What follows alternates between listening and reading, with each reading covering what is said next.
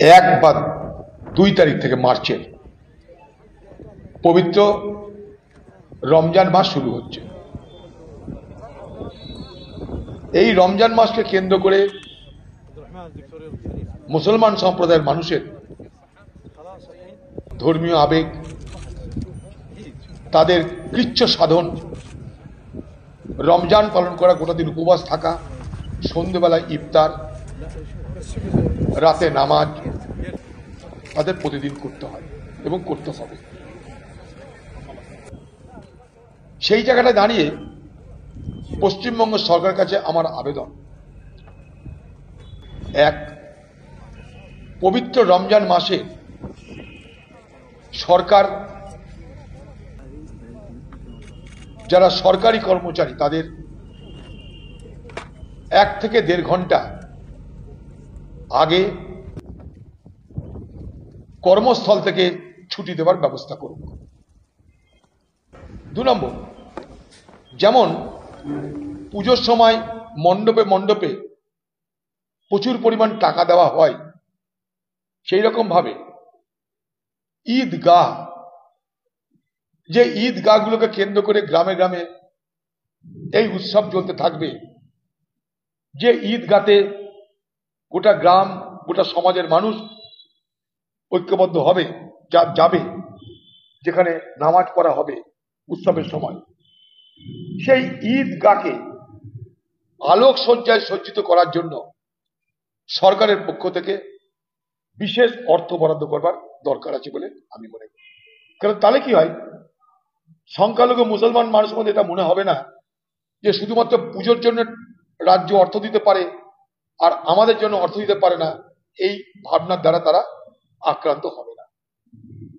3 নম্বর, সরকারি কর্মচারীদের উৎসবের সময় যেমন বোনাস দেওয়া হয়, ঠিক একইভাবে মসজিদে মসজিদে ইমাম এবং মুয়াজ্জিনদেরকেও বোনাস দেওয়ার ব্যবস্থা করা হোক।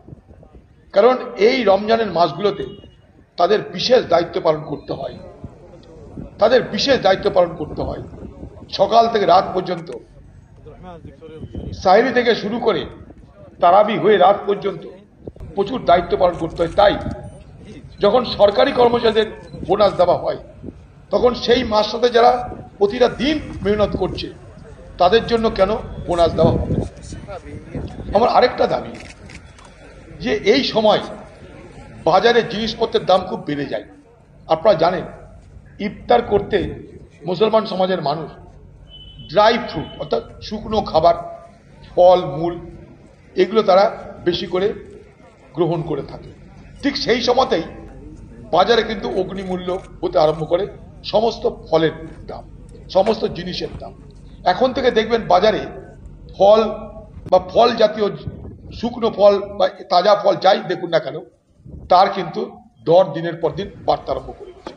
সরকারকে বলবো, আজকে সংখ্যালঘু মুসলমান সম্প্রদায়ের এই রমজানের কথা মাথায় রেখে যেন বাজারে ফলমূলের দাম অগ্নিমূল্য না হয়, ফলের দাম, শুকনো ফলের দাম যেন অগ্নিমূল্য না হয়, সরকারের সেই ব্যাপারে বিশেষ নজর দেওয়া দরকার বলে আমি মনে করি। পাশাপাশি সাধারণ মানুষ যারা, সংখ্যালঘু মানুষ, সাধারণ মানুষ যারা, তারা যেহেতু এই সমস্ত খাবার সেই সময় গ্রহণ করে থাকে, তাই রেশনে অন্তত সুজি, শুকনো খাবার, শুকনো ফল যদি রাজ্য সরকার দেওয়ার ব্যবস্থা করে, তাহলে নিশ্চয়ই তাদের জন্য একটা বড় কাজ হবে। আমার এই কতগুলো দাবি থাকলো, কারণ আমরা সবাই বলি ধর্ম যার যার, উৎসব সবার। সেই উৎসবে, সেই ইফতারে আমরা অংশগ্রহণ করি, আমরা কখনো ইফতারিতে দাওয়াত দিই। এই সময়টা মুসলমান সমাজের কৃচ্ছ সাধনের সময়। মুসলমান ধর্মে বলা আছে, ইসলামে, আরকান আল দিন, অর্থাৎ সেই আরকান আল দিন যে 5টা স্তম্ভ, সেই 5টা স্তম্ভের একটা হচ্ছে উপবাস। সেই উপবাস এই সময় করা হয়, 1 মাস ধরে উপবাস চলবে। তাই সেই মুসলিম সমাজের মানুষের এই রমজান মাসে যেন কোনো সমস্যা না হয়, তার জন্য সরকার বিশেষভাবে দৃষ্টি দিক, এটা আমার দাবি। আরেকটা কথা, এই সময়টাই প্রচুর জলের প্রয়োজন হয়। কারণ জানেন যে সারাদিন পর মুসলমান সমাজ যখন রোজা ভাঙে, ইফতার হয়, নামাজ শুরু হয়, গোটা দিনের প্রচুর পরিমাণ জল তাদের প্রয়োজন। তাই 24 ঘন্টা জল সরবরাহ, পাশাপাশি আপনাদের আরেকটা কথা বলি, মনে করুন সকালবেলায় রোজা শুরু করার সময় সেহারি খাওয়া হয়, সেই সেহারি সূর্য ওঠার আগে থেকেই দিতে হয় একটা সময়। সেই বাড়ির মেয়েরা রান্না শুরু করে রাত্রি 1টা, রাত্রি 1:30 থেকে। সেই জন্যে আমার দাবি যেন 24 ঘন্টা বিদ্যুৎ সরবরাহ অক্ষুণ্ণ থাকে।